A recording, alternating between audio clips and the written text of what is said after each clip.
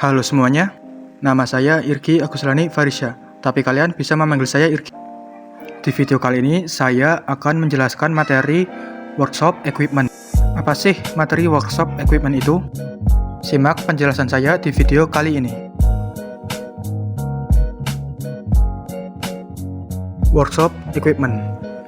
Workshop equipment sendiri adalah suatu perlengkapan pada bengkel yang digunakan dengan tujuan untuk membantu para mekanik dalam melakukan perbaikan. Workshop equipment sendiri terdapat berbagai alat-alat yang kegunaannya sendiri untuk membantu para mekanik dalam melakukan perbaikan, seperti car lift, dongkrak atau jack, dan juga penopang atau jack stand.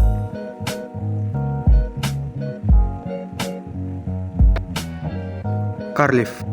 Car lift sendiri merupakan salah satu perlengkapan pada workshop equipment yang berfungsi untuk mengangkat kendaraan dalam perbaikan kendaraan, baik kerusakan ringan ataupun kerusakan berat. Biasanya kendaraan yang diangkat dengan car lift sendiri adalah mobil, sehingga para mekanik bisa bergerak secara leluasa di bawah mobil tersebut tanpa takut tertimpa. Berdasarkan jenis-jenisnya, car lift dibedakan menjadi beberapa jenis.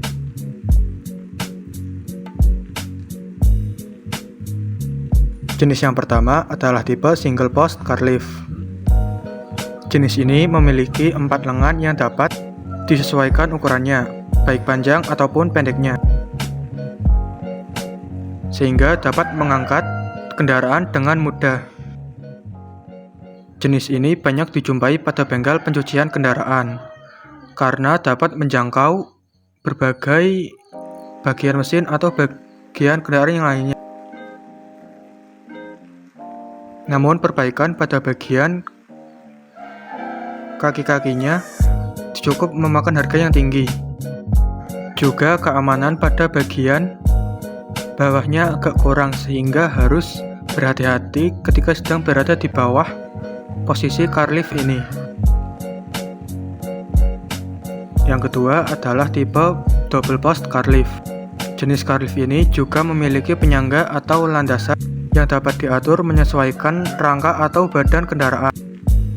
Car lift ini cocok untuk perbaikan badan kendaraan, khususnya bagian kaki-kaki atau roda, karena roda menggantung dan lebih aman dibanding dengan single post car lift.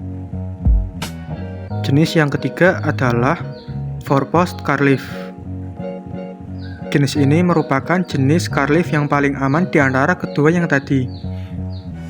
Tapi car lift ini tidak cocok untuk digunakan dalam perbaikan kaki-kaki atau roda kendaraan, melainkan jenis ini cocok untuk digunakan pada perbaikan bagian bawah kendaraan, seperti transmisi, diferensial atau gardan, sistem rem, dan sebagainya. Untuk penggunaan car lift sendiri, pertama pindahkan kendaraan ke atas car lift. Dalam proses pemindahan ini, ada beberapa hal yang harus diperhatikan. Yang pertama adalah kapasitas angkat dari car lift harus lebih besar dari berat kendaraan. Yang kedua adalah posisi dari kendaraan harus seimbang agar kendaraan tidak tergelincir ataupun terjatuh. Lalu di sekitar car lift harus bebas dari barang-barang yang dapat mengganggu. Selanjutnya, kalian bisa menekan tombol untuk mengangkat kendaraan pada car lift sampai tinggi kendaraan sesuai dengan yang diinginkan. Jika car lift tersedia pengaman, maka pakailah pengaman tersebut.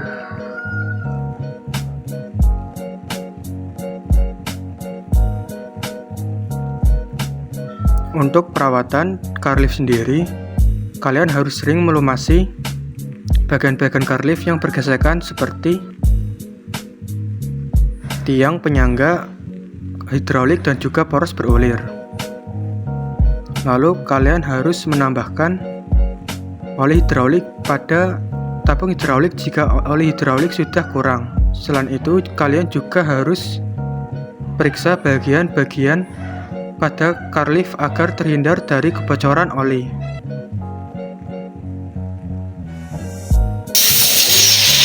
Yang kedua adalah dongkrak atau jack. Dongkrak atau jack sendiri adalah alat yang digunakan untuk mengangkat kendaraan seperti car lift pada sebelumnya. Hanya saja, dongkrak atau jack ini memiliki ukuran yang lebih kecil, sehingga mudah untuk dibawa ataupun disimpan.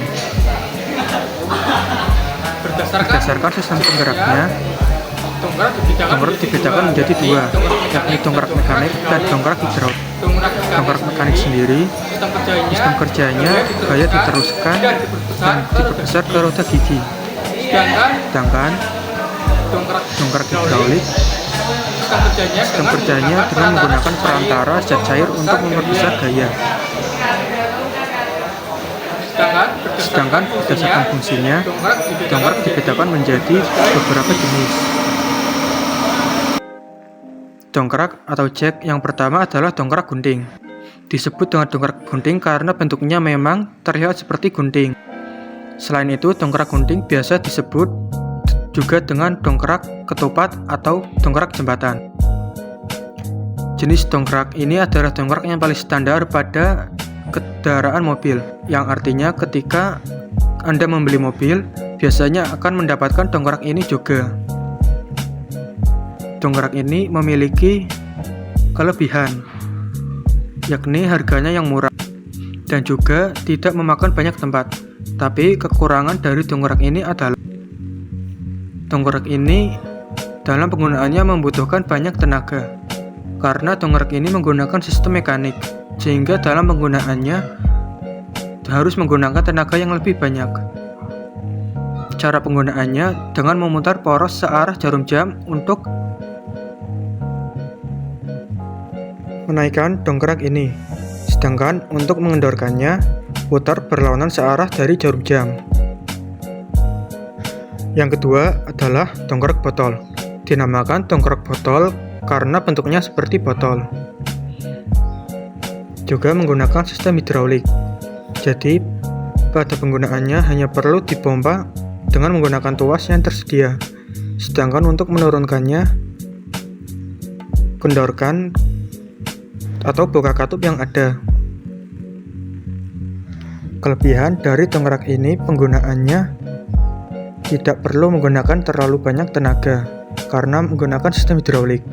Sedangkan kekurangannya, dongkrak ini memiliki harga yang cukup mahal.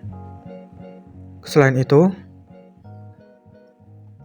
dongkrak botol sering bocor karena menggunakan zat hidrolik. Dongkrak ini ada dalam berbagai kapasitas, dimulai dari 2 ton, 5 ton, 15 ton, 27 ton, bahkan sampai 100 ton. Sehingga kalau menggunakannya dapat dipilih sesuai dengan kebutuhan. Dongkrak yang ketiga adalah dongkrak buaya. Dinamakan dongkrak buaya karena seperti mulut buaya yang terbuka ketika saat digunakan. Kelebihannya adalah dongkrak ini dapat digunakan di semua. Dongkrak ini juga sangat cocok untuk digunakan pada kendaraan mobil kecil. Dongkrak ini tersedia dalam beberapa kapasitas, dimulai dari 1,5 ton, 2 ton, 2,5 ton, 3 ton, 5 ton, 10 ton, dan 15 ton. Kelemahan dari dongkrak buaya adalah harganya mahal. Selain itu, ukurannya juga besar sehingga memakan banyak tempat. Dongkrak yang keempat adalah jenis dongkrak botol M atau dongkrak botol buaya. Dongkrak ini merupakan kombinasi antara dongkrak buaya dan juga dongkrak botol, sehingga memudahkan untuk penggunaan dongkrak yang membutuhkan kapasitas yang besar. Kekurangannya adalah dongkrak ini sangat sulit untuk digerakkan atau dipindahkan karena bobot dari dongkrak ini juga cukup besar. Ukuran dongkrak ini sendiri tersedia dari berbagai ukuran kapasitas, yaitu 22 ton, 32 ton, dan 50 ton. Jenis dongkrak yang selanjutnya adalah dongkrak kereta. Dongkrak ini banyak digunakan dalam perbaikan rel, kereta api atau juga pada evakuasi kereta pada saat terjadi kecelakaan. Kapasitas dari dongkrak ini sendiri adalah 1 ton, 3 ton, 5 ton, 10 ton, 16 ton, sampai 20 ton. Dongkrak selanjutnya adalah dongkrak sepeda motor. Dongkrak ini, seperti namanya, dongkrak ini digunakan untuk dongkrak atau penyangga sepeda motor. Lalu jenis dongkrak yang terakhir adalah dongkrak penyangga motor sport. Seperti namanya juga, jenis dongkrak ini memang digunakan untuk penyangga motor sport.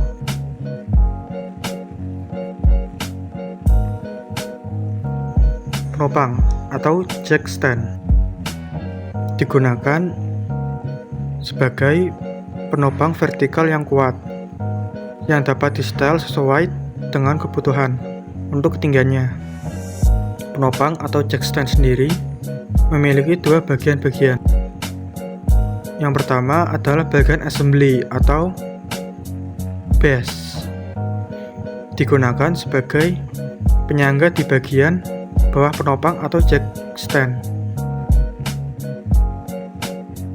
Lalu ada bagian penopang vertikal lurus atau tube. Tube ditahan secara vertikal oleh base, sehingga memungkinkan untuk menopang kendaraan yang ada di atasnya. Penopang atau jack stand ini memiliki kapasitas sebesar sekitar 18 ton. Dalam penggunaan penopang sendiri harus hati-hati saat berada pada bagian bawah penopang atau jack stand. Bahkan jika bisa, jangan sekali-kali bekerja di bawah benda yang hanya ditahan oleh dongkrak atau penopang ini.